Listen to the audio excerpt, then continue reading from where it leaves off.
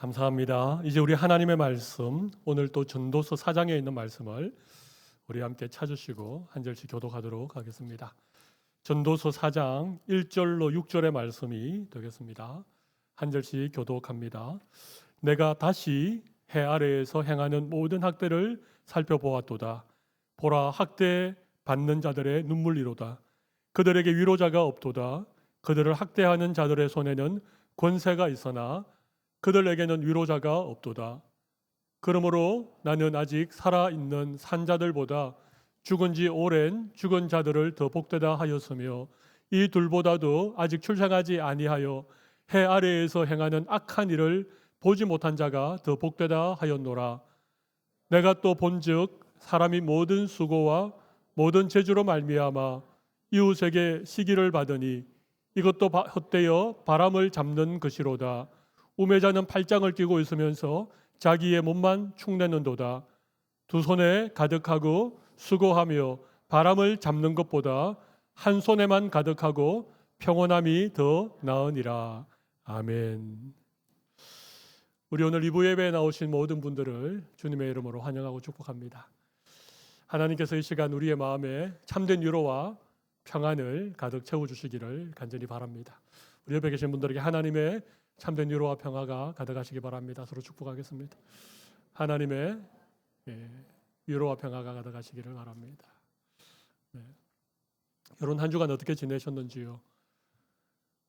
기쁘고 즐거운 일이 많았습니까? 아니면 힘들고 어려운 일이 많았습니까? 올 한 해를 돌아보면 즐겁고 기쁘고 좋았던 일보다는 좀 힘들기도 하고 마음이 어려웠던 시간들이 참 많았던 것 같습니다. 코로나라고 하는 이 전염병이 아직도 계속되고 있고, 특별히 이 전쟁 때문에 러시아하고 우크라이나하고 이 전쟁 때문에 여러 가지 어려움들이 우리의 피부로 느껴지는 그런 참 이게 물가가 치솟고 여러 가지 정세가 불안한 이런 일들이 참 많이 있는 것 같습니다. 한국에서 들려오는 소식들도 참 가슴 아픈 일들이 참 많았던 그런 한 해가 아니었나. 이런 참 힘들고 어려운 일들이 많았는데 우리 어제 새벽에 한국 축구가 기적적으로 16강에 진출했습니다. 제가 너무 좋아하니까 제 아내가 제가 그렇게 좋아하는 모습을 너무 오래간만에 봤다는 거예요. 그래서 제가 회개했습니다. 제가 하나님 때문에 기뻐하고 우리 교회와 성도들을 생각하면서 제가 기뻐해야 되는데 축구 16강 진출 때문에 제가 너무 기뻐하니까 제 마음에 좀 하나님께 죄송한 마음이 있었습니다. 여러분 주일날 교회 오는 게 기쁘십니까? 하나님을 예배하는 이 시간이 기다려 주십니까? 성도들 만나서 반갑게 인사하고 서로 교제하는 이런 시간들이 우리에게 힘이 되는 그런 시간입니까? 한 주간을 또 버티고 견디고 이겨낼 수 있는 그런 은혜를 힘입는 그런 주일 예배고 주일입니까? 아니면 교회 오면 왠지 마음이 무겁고 어려우십니까? 한 가정에 부모가 서로 다투고 이게 목소리가 높아지면 자녀들이 불안해합니다. 그리고 부모의 눈치를 봅니다. 제가 올 한 해를 돌아보면 우리 성도들의 마음에 걱정을 끼쳐드리고 염려를 끼쳐드린 것들이 많이 있어서 담임 목회자로 참 죄송하고 참 안타까운 마음들이 많이 있습니다. 정말 교회가 행복하고 교회 오는 것이 너무 기다려지고 성도들 만나는 것이 그 누구를 만나는 것보다도 더 기쁨이 될 수 있는 그런 우리 사랑의 교회가 될 수 있도록 여러분 기도해 주십시오. 그리고 함께 마음을 모아 주시면 정말 좋겠습니다. 여러분 솔로몬은 다윗과 바세바 사이에 태어난 아들입니다. 다윗이 간음죄를 지었습니다. 임신을 했는데 임신을 숨기기 위해서 바세바의 남편 우리아를 전장에 내보내서 죽입니다. 그리고 아이가 태어났는데 이 아이가 심하게 아팠습니다. 그때 다윗은 하나님 앞에 눈물로 기도하죠.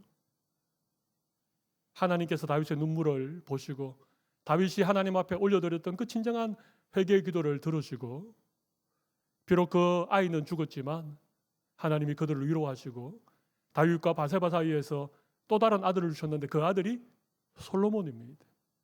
여러분 혹시 솔로몬에게 또 다른 이름이 있는 것을 아십니까? 솔로몬에게 또 다른 이름을 하나님이 주셨는데 그 이름 혹시 아십니까? 여디디야라고 들어보셨습니까? 여디디야. 하나님이 솔로몬에게 주신 이름입니다. 여디디야. 여호와의 사랑을 받은 자, 그런 의미입니다. 하나님이 솔로몬을 참 사랑하셨습니다. 그래서 솔로몬은 위로 형들이 많았습니다. 다윗 왕을 이어서 이스라엘의 왕위를 계승할 형님들이 참 많았습니다. 암몬도 있었고 압살롬도 있었고 아도니아도 있었고. 그런데 그런 형들을 다 제끼고 솔로몬이 다윗에 이어서 왕이 되었습니다. 하나님이 솔로몬을 참 사랑하셨지요. 솔로몬이 하나님께서 너에게 무엇을 줄까 그렇게 물어보셨을 때 솔로몬이 구한 것이 뭡니까? 백성들의 얘기를 잘 들을 수 있는 귀, 지혜를 구하였습니다. 솔로몬이 지혜를 구하니까 하나님이 너무 마음에 합족하셔서 솔로몬에게 부귀도 주고 영화도 주었습니다. 그러니까 솔로몬은 지혜와 부귀와 영화가 대단했던 왕입니다. 특별히 솔로몬은 하나님을 위하여 성전을 건축하였지요. 이스라엘 역사 가운데 가장 영광스러웠던 예루살렘 성전을 솔로몬이 건축했습니다. 성전 건축을 다 끝내고 그곳에서 하나님께 드렸던 솔로몬의 기도는 너무나도 귀한 기도를 드렸지 않습니까? 이렇게 하나님의 마음에 합한 또 하나님 정말 사랑했던 솔로몬이 어느 순간 변하기 시작했습니다. 여러분, 우리의 삶의 모든 일들이 다 잘 이루어질 때, 그죠? 뭐 내가 생각하는 일들도 척척척 이루어지고 내가 어떤 일을 하면 꼭 좋은 결과가 있고, 여러분 이럴 때가 조심하셔야 될 때입니다. 성경을 보면 많은 사람들이 영광의 절정에 있을 때에 넘어졌습니다. 그때 시험을 받고 그때 교만해져서 그때 넘어지게 되고, 솔로몬도 여해가 아니었습니다. 그의 영광의 최절정에 있을 때에 그는 하나님을 향한 마음이 변하기 시작했습니다. 솔로몬의 마음이 변한 것은 그가 정략적으로 이 이웃 나라의 공주들과 결혼을 많이 했거든요. 이건 사실은 외교적으로 보면 굉장히 잘한 일입니다. 그래야만이 이웃 나라와 이렇게 사돈 관계를 맺어야 이스라엘의 평화가 유지가 되지 않습니까? 백성들이 편안하게 살 수 있지 않습니까? 그래서 솔로몬도 많은 나라의 여인들을 아내로 맞이했습니다. 근데 문제는 이 이방의 여인들이 솔로몬에게 시집 올 때 몸만 온 것이 아니고 자기들이 섬겼던 이방 신들을, 우상들을 다 가지고 왔다는 말입니다. 여러분, 하나님이 가장 싫어하는 것이 뭡니까? 우상입니다. 솔로몬이 그 사실을 누구보다도 잘 알았을 터인데 솔로몬이 여인들을 너무 사랑하는 바람에 그들이 가져온 우상들을 그냥 눈 감아 주었습니다. 이게 나중에 큰 문제가 되어집니다. 결국 솔로몬도 하나님으로부터 마음이 멀어지니까 이 이방 신들을 섬기기 시작하고, 그때부터 솔로몬의 인생의 내리막길이 시작되어졌습니다. 그 평화로웠던 이스라엘에 반란이 일어나고 군대 장관이었던 여로보암이 군사를 일으키고 이런 일들이 일어났습니다. 그리고 여러분, 이 전도서는 솔로몬이 그런 인생의 여정을 겪고 난 다음에 인생 노년, 그래서 그의 인생이 거의 끝나갈 때쯤 솔로몬이 이스라엘에 40년 동안을 왕으로 있었으니까 그때 인생의 노년기에 쓴 지혜서가 이 전도서입니다. 그런데 솔로몬이 이 전도서를 통해서 다시 참 인생이 헛되구나, 내가 누렸던 영화, 부귀, 그런 권력, 이것들이 참 무상하고 정말 하나님 앞에서 하나님의 말씀을 붙들고 살아가는 것이야말로 참된 인생의 의미이고 참된 인생의 가치이구나, 그걸 깨닫고 기록한 말씀이 전도서라는 말입니다. 그러니까 우리 전도서를 잘 읽으면 우리의 인생에 참 많은 지혜를 깨달을 수 있습니다.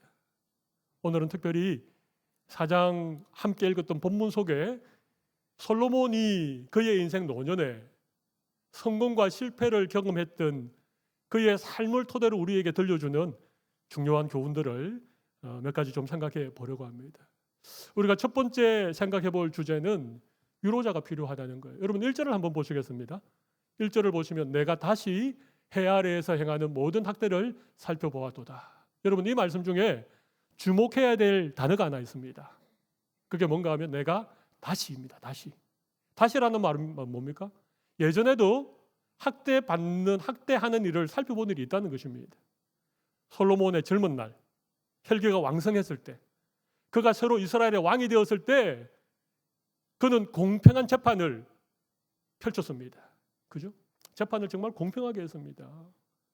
소외된 사람들이 없도록, 가지지 못한 자들이 억울하게 재판을 받지 않도록. 우리가 잘 아는 여자 2명이 아기 하나를 데리고 와서 서로 생모라고 우기는 그런 재판을 비롯해서 솔로몬이 학대하는 일들을 살펴보았습니다. 이게 학대라는 게 조금 강력한 번역인데요. 사실은 압제 혹은 차별 혹은 불평등, 가진 사람이 못되게 구는 이런 모든 것들을 포함하는 것이 학대하는 일입니다. 그러니까 솔로몬도 왕이 되어서 젊은 날 이 나라 안에 있는 이런 학대들, 불평등들, 그죠? 가진 자의 횡포들을 살펴보았다는 거예요. 그래서 재판을 공평하게 하고 제도를 다시 정비하고 하나님의 율법에 근거해서 사회적인 정의를 실천하기 위한 법률도 만들고 그렇게 했다는 것입니다. 그런데 솔로몬이 노년에 다시 해 아래에서 행하는, 땅 위에서 행하는 모든 학대를 살펴보았는데 그때 솔로몬의 눈에 들어온 것이 뭡니까? 보라 학대받는 자들의 눈물이로다. 솔로몬이 뭘 봤다고요? 눈물을 본 거예요. 학대받고 있는, 학대를 당하는 사람들의 눈에서 흘리는 눈물을 봤다는 것입니다. 여러분 이게 정말 중요한 얘기입니다. 그리고 또 솔로몬이 본 게 뭔가 하면 그들에게 위로자가 없다는 사실을 알게 된 것입니다. 학대를 당하고 그 아픔 때문에 눈물을 흘리고 있는 사람들에게 그들의 눈물을 닦아줄 위로자가 없다는 사실을 솔로몬이 보게 된 거예요. 여러분 보는 관점이 달라졌습니다. 다시 보니까 그가 왕이 되고 젊고 강력한 어떤 그런 힘을 가지고 있을 때 그가 본 것은 학대하는 사람들을 본 거예요. 학대하는 사람들을 어떻게 하면 학대를 하지 못하게 할 것인가? 재판을 공평하게 하고 제도를 정비하고 새로운 법률을 만들고. 여러분 그렇다고 해서 사회에 부조리가 없어집니까? 그렇게 새로운 왕이 되어서 철저하게 부정부패를 척결하고 제도를 새로 마련하고 여러분 이렇게 하면 잠깐 없어집니다. 학대를 하는 이런 힘있고 권력 있는 사람들이 잠시 주춤합니다. 그런데 시간이 조금만 지내보십시오. 여전히 권세가 있고 여전히 힘 있는 사람들은요 학대하기 시작합니다.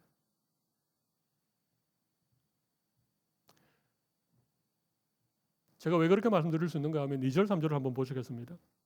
조금 어려운 말씀이지만 이런 말씀이 있습니다. 그러므로 나는 아직 살아있는 산자들보다, 아직 살아있는 사람들보다 죽은 지 오랜 죽은 자들을 더 복되다 하였다. 그죠? 지금 살아있는 사람들보다가 오래전에 죽은 자들이 더 복되다. 3절은 더 심한 말을 합니다. 이 둘보다도, 지금 살아있는 자나 오래전에 죽은 자들보다도 아직 출생하지 아니하여 해 아래에서 행하는 악한 일을 보지 못한 자가 더 복되다 하였노라.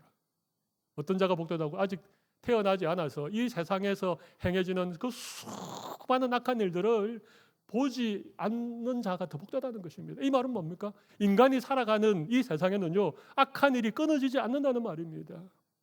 착취와 학대와 압박이 끊어지지 않는다는 말입니다. 세상의 역사가 계속되는 한, 인간이 이 땅에 숨쉬고 살아가는 동안에는 날마다 이런 악이 행해지고 있는 것이 해 아래 세상이라는 것입니다. 수많은 착취가 있습니다. 수많은 차별이 있습니다. 성적인 차별도 있고 민족적인 차별도 있고 문화적인 차별도 있고. 여러분 세상은요 전부 다 이 약육강식의 정글과도 같은 것입니다. 그러니까 솔로몬이 젊은 날에 어떻게 했다고요? 뭘 보았다고요? 압제하는 자들을 본 거예요.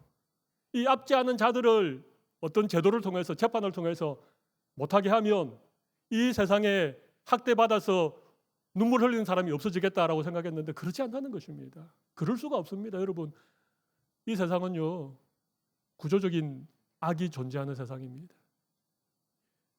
이 세상에는 반드시 불평등과 차별이 있습니다.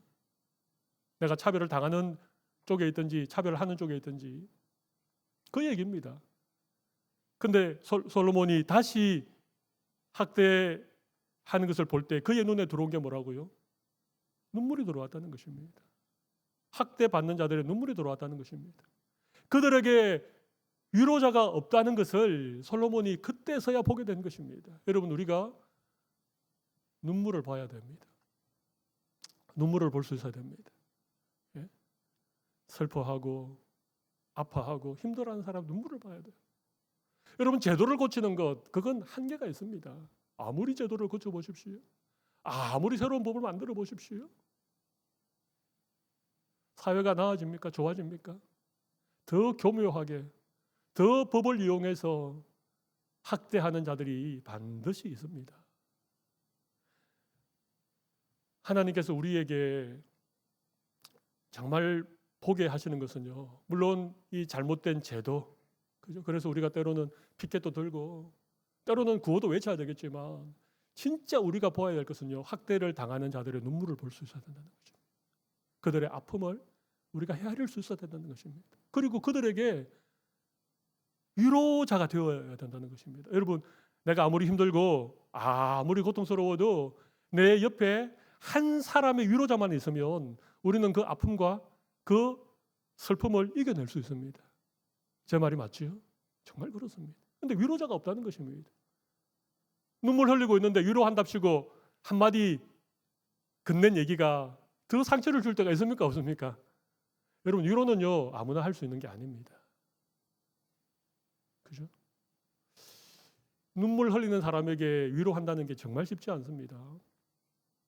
괜히 어떤 권면을 하거나 위로한다면서 그냥 그 사람에게 얘기하는 게요, 위로가 안 됩니다. 그냥 함께 울어주십시오. 아무 말 하지 않고 그냥 옆에 가만히 있어 주시면 됩니다. 그게 진짜 위로입니다. 다 알지 못하지만, 왜 슬퍼서 괴로워서 눈물을 흘리는지 내가 다 이해하지 못하지만 그래도 내가 너를 공감한다. 그냥 공감해 주는 것. 그냥 함께 울 수 있으면 울어주는 것. 그냥 한번 호응하면서 등을 토닥여 주는 것. 여러분, 그게 진짜 위로가 되는 거예요.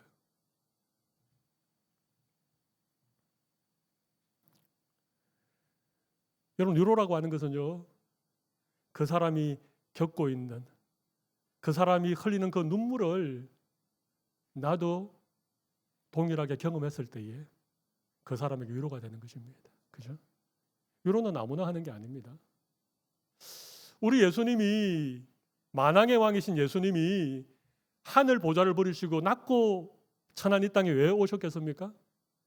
그분이 왜 우리 같은 그런 가난도, 아픔도, 어떤 배반도, 억울한 어떤 그런 일들도 다 겪으시고 십자가에서 살을 찢기시고 피 흘리셔서 죽으신 이유가 뭡니까? 우리의 구원자가 되기 위해서는 우리를 아셔야 되기 때문에, 우리와 똑같은 삶의 고통과 아픔을 예수님도 아셔야 되기 때문에 그렇게 하신 거예요. 그래서 예수님은 우리의 진정한 위로자가 되십니다. 이 세상 그 누구도 이해할 수 없는 우리의 아픔과 우리의 눈물을 예수님은 완벽하게 아시고 우리를 위로해 줄 수 있는 참된 위로자가 된다는 것입니다. 여러분, 혹시 어떤 육체의 질병 때문에 많이 고생을 하고 계십니까? 아니면 어느 날 사업이 폭삭 망해가지고 진짜 오갈 데 없는 그런 힘들고 어려운 시간들을 보내었던 경험이 있습니까? 여러분, 왜 그럴까요? 우리가 암에 걸려보면 암에 걸린 사람을 이해할 수 있습니다. 그리고 그들을 위로할 수 있는 자격이 우리에게 주어지는 것입니다. 여러분, 암에 걸리는 것은요, 암에 걸려서 눈물 흘리는 사람들을 위로할 수 있는 자격증을 우리에게 주시는 거예요. 라이센스. 이 나라는 라이센스라고 하지 않고 뭐라고 그럽니까? 서티피케이션이라고 그럽니까? 아무튼 그걸 우리에게 주시는 겁니다. 내가 아이를 키우는데 아이가 너무 말썽 부리고 부모 속 썩이고 하지 말라는 것만 골라서 하고 정말 복장이 터지는 아이를 여러분 혹시 키우셨습니까? 그분에게는 말썽 부리는 아이를 둔 부모의 아픔과 그 고통을 위로할 수 있는 자격증을 주신 거예요, 여러분. 위로자가 필요합니다. 눈물을 볼 수 있어야 되고 그 눈물을 위로할 수 있는 그런 위로자가 우리에게는 필요하다는 거예요. 하나님은 우리가 이 땅에서 잘 먹고 잘 살고 성공하고 출세하는 것을 원하지 않습니다. 예.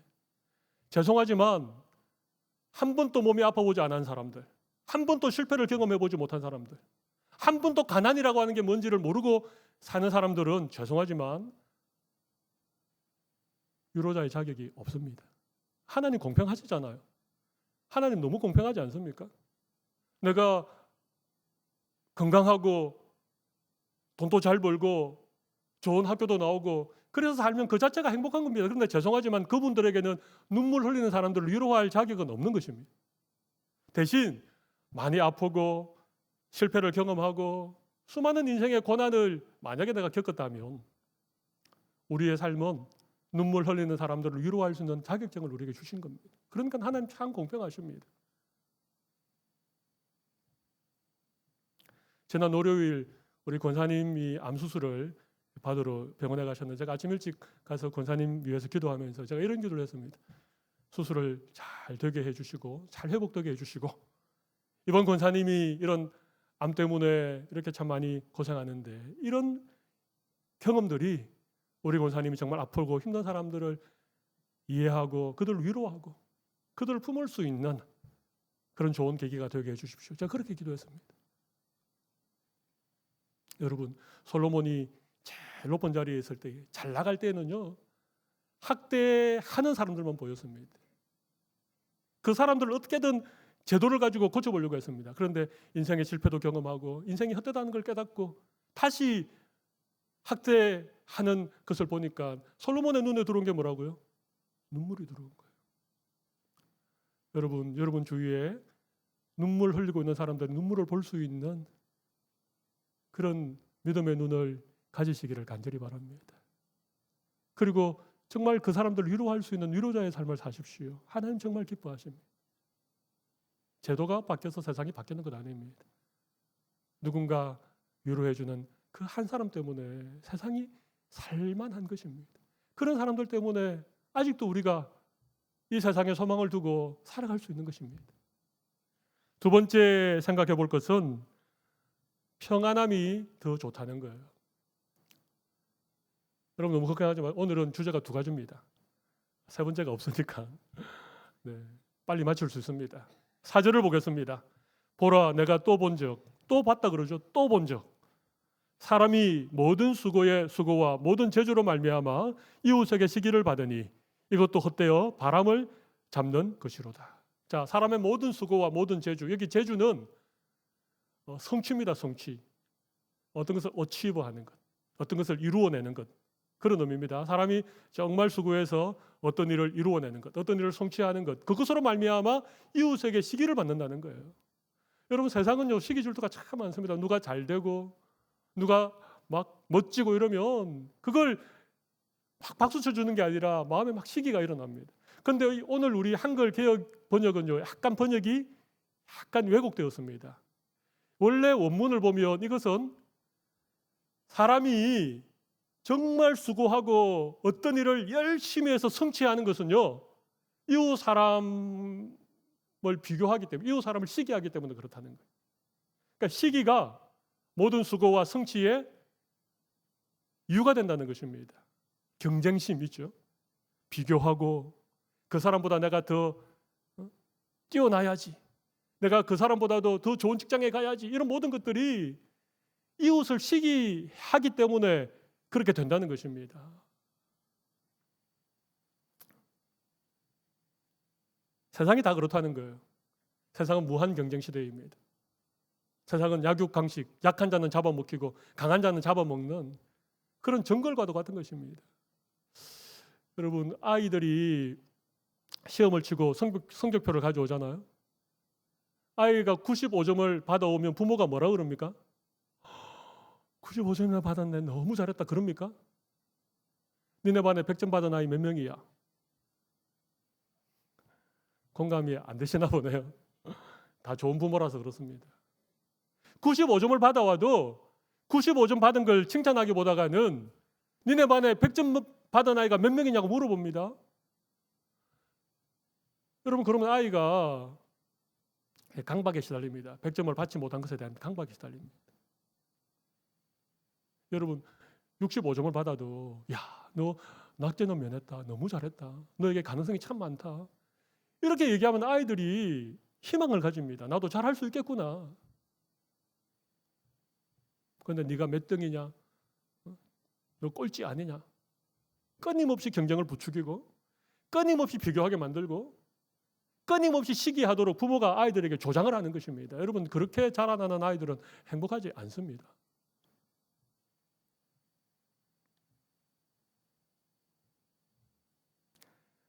여러분, 인간의 욕망은 만족을 모르죠. 그러니까 보십시오. 모든 수고와 모든 재주로 말미암아 이웃에게 시기를 받을 정도로 그렇게 모든 것을 이루어도 다 헛되다는 것입니다. 이것도 헛되어 바람을 잡는 것이죠. 여러분, 바람을 잡을 수 있습니까? 다른 사람에게 시기를 받을 만큼 그렇게 성공한 자리에 올라가도 그것으로는 만족함이 없다는 것입니다. 제가 지난주에 말씀드린 것처럼 모든 강물이 다 바다로 흘러도 바다를 채울 수 없다. 여러분, 세상에 있는 성공과 세상에 있는 모든 것으로 우리의 인생의 잔을 채워도 그 잔은 채워지지 않습니다. 왜냐하면 우리 인생의 잔이 천하보다도 크기 때문에 그렇습니다. 하나님이 우리를 존귀하게 만드셨고 예수님의 피값으로 우리를 구원해 주신 천하보다도 귀한 생명이기 때문에 세상에 있는 그 어떤 것으로도 우리를 만족시킬 수 없습니다. 그래서 헛되다는 것입니다. 이게 헛되다는 걸 깨달으면 두 가지 극단이 나타납니다. 한 가지 극단은 5절에 있습니다. 우매자는, 어리석은 사람은 그죠? 어리석은 사람은 팔짱을 끼고 있으면서 자기의 몸만 축내는도다. 경쟁하는 게 싫고 비교당하는 게 싫고 서로 막 시기 질투하는 게 너무 막 능들이가 나서 그냥 혼자 산속으로 들어가 버리는 거예요. 속세와의 모든 인연을 끊고 그냥 산속에 들어가 버리는 것입니다. 그러니까 산속에 들어가면 그나마 낫죠. 자기 방에 문 닫고 들어가 버리는 것입니다. 그래가지고 잘 나가던 직장도 때려치우고 그냥 자기 방 안에 들어가서 컵라면만 끓여 먹고 밤낮이 바뀌어서 밤새 게임하고 낮에는 그냥 이런 얘기 죄송합니다만 디비 자고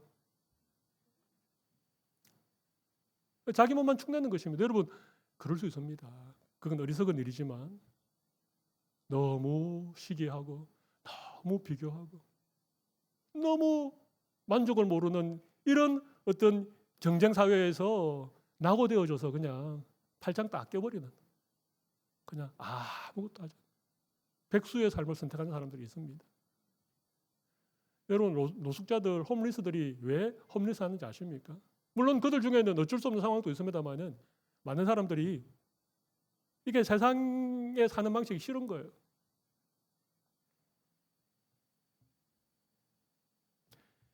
많은 사람들이 비교급 인생을 삽니다. 비교급 인생. 끊임없이 비교합니다. 나보다 조금이라도 잘 되는 사람을 보면 그게 막 상대적인 박탈감에 막 시달립니다. 그리고 마음에 시기 질투가 막 끌어올라서 견딜 수가 없습니다. 여러분, 믿음은 절대급입니다. 믿음은 비교하지 않습니다. 하나님이 우리 한 사람 한 사람을 아주 독특하고 아주 유니크하게 창조하셨습니다. 우리는 이 세상에 그 어떤 누구와도 똑같지 않습니다. 다 다릅니다.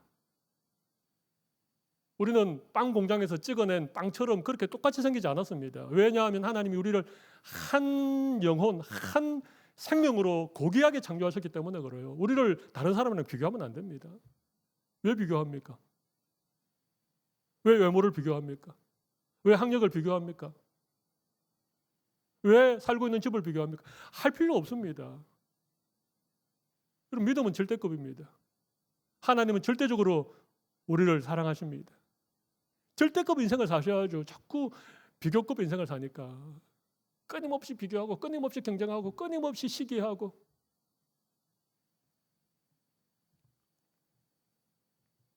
또 하나의 극단은 6절을 보십시오. 두 손에 가득하고 수고하며 바람을 잡는 것보다. 여러분, 두 손에 가득하고, 두 손에 가득해요 이미, 그죠? 두 손에 가득합니다. 그런데 계속 수고를 하는 거예요. 바람을 잡으려고 수고를 합니다. 여러분, 두 손에 가득한 이것을 만족하면 바람을 잡으려는 수고를 하겠습니까? 안 하겠습니까? 안 하지요. 근데 두 손에 가득한데 계속해서 바람이라도 잡으려고 하는 것은요, 아직까지 만족이 없다는 얘기입니다. 바람이 잡힙니까? 바람은 잡을 수 없습니다. 그러니까 다 헛된 수고를 하는 거예요. 두 손에 가득하다고 이만하면 됐어. 이만하면 만족해. 그럴 수 없다는 것입니다. 우리의 욕심이 끝없이 계속되기 때문에. 오히려 그것보다 한 손에만 가득하고, 한 손에만 가득하고 평온함이 있는 것이 더 낫다는 것입니다. 여러분, 한 손에는 가득한데 나머지 한 손은 어떻게 하겠습니까? 그러면 펼치는 겁니다. 내가 두 손에 움켜잡고 있던 것들을 펼치는 것입니다. 한 손에 있는 것을 펼쳐서 눈물이 있는 사람들, 그죠? 가난한 사람들, 고아나 과부나 나그네들을 한 손에 있는 것을 펼쳐서 나눠주는 것입니다. 근데 참 신기한 것은요, 두 손에 아무리 움켜잡아도 참된 만족과 기쁨을 몰랐는데 내 한 손에 있는 것을 펼쳐서 그것을 이웃을 위해서, 그것을 하나님의 나라와 복음을 위해서 그렇게 펼치면 이 펼친 빈손에 하나님께서 은혜를 채워주십니다. 참된 기쁨, 참된 감사, 참된 만족, 이런 은혜를 우리의 빈손에 하나님이 채워주시는 거예요. 그러니까 한 손을 펼치면 훨씬 더 기뻐하고 훨씬 더 감사하고 훨씬 더 만족한 하나님의 은혜를 힘입을 수 있습니다. 여러분, 제 말이 동의하시죠? 여러분, 한 손을 펼쳐서 누군가를 섬기고 누군가를 도와보셨던 분들은요, 그 한 손을 펼칠 때에 주님이 주시는 기쁨이 무엇인지를 다 아실 것입니다. 근데 지금까지 두 손에 움켜잡고만 사셨던 분들은요, 이걸 모르십니다. 이걸 모르십니다. 하나님은 우리에게 한 손을 펼치라 그렇게 말씀하셨습니다. 하나님 우리에게 뭔가를 주셨다면, 물질을 주셨다면, 건강을 주셨다면, 남다른 은사를 주셨다면 그걸 다 내 두 손에 움켜잡는 것이 아니라 그걸 펼치라고 말씀하시는 거예요. 여러분, 하나님께서 이스라엘 백성들은 하나님의 택하신 백성이니까 그들에게는 한 손을 펼치라고 율법으로 정해놓으셨습니다. 매년 드리는 11조, 그죠? 그거 하나님을 향해서 손을 펼치라는 얘기입니다. 3년에 한 번씩 드리는 구제를 위한 11조, 매년 11조를 드렸고 매 3년이 되면 가난하고 어려운 이웃들을 위해서 구제 11조를 또 드렸습니다. 그건 뭡니까? 이웃을 향해서 손을 펼치라는 것입니다. 하나님이 신앙 훈련을 시킨 거예요. 왜 안식일을 지키라고 합니까? 7일 가운데 하루는 하나님을 예배하고 선한 일을 위해서 하나님을 향하여 손을 펼치라는 거예요. 이웃을 향해서 사랑의 손길을 펼치라고 하는 것입니다. 근데 이게 우리는 너무 잘 안 됩니다. 11조 훈련이 정말 많이 안 되어 있는 것 같습니다. 근데 하나님을 향해서 펼치면 하나님 우리의 빈손을 그냥 두지 않습니다. 그죠? 하나님이 아무리 은혜를 주시고 싶은데 우리가 두 손 가득 뭔가를 꼭 쥐고 있으면 하나님이 줘도 받을 손이 없어요. 근데 우리가 한 손을 펼치면 그 빈손에 하나님이 풍성한 은혜를 채워주십니다.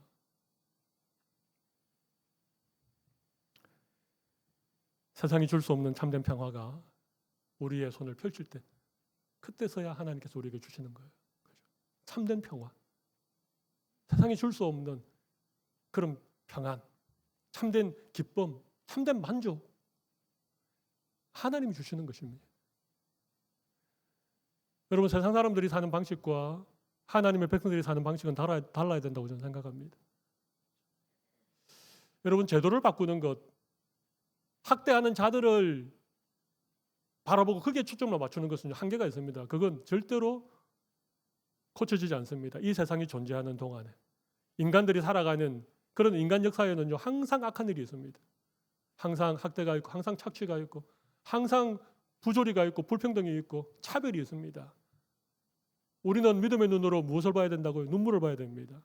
학대받는 사람들이 흘리는 눈물. 그리고 우리가 그 눈물을 닦아줄 수 있는, 여러분, 천국은 하나님께서 우리의 눈의 눈물을 닦아주는 곳이 천국입니다. 지금 또 여러분의 눈을 들어서 한번 이웃을 돌아보십시오. 누가 눈물 흘리고 있는지. 그런 사람들이 여러분 눈에 좀 들어오기를 바랍니다. 그리고 너무 우리의 두 손에 가득 끊겨지기로만 하지 않으시면 좋겠습니다. 끊임없이 비교하고, 끊임없이 경쟁하고, 끊임없이 시기하면서 그렇게 인생을 허비하지 않으시면 좋겠습니다. 비록 내 가진 것이 많지 않지만 작은 것일지라도 내 한 손을 펼치며 그 펼친 손 위에 하나님이 주시는 그 놀라운 은혜들, 참된 기쁨, 참된 만족, 참된 평안, 이런 풍성한 하나님의 은혜를 누리실 수 있는 우리 모든 성도들이 다 되시기를 간절히 바랍니다. 가슴에 손을 올리시면 제가 기도하겠습니다. 살아계신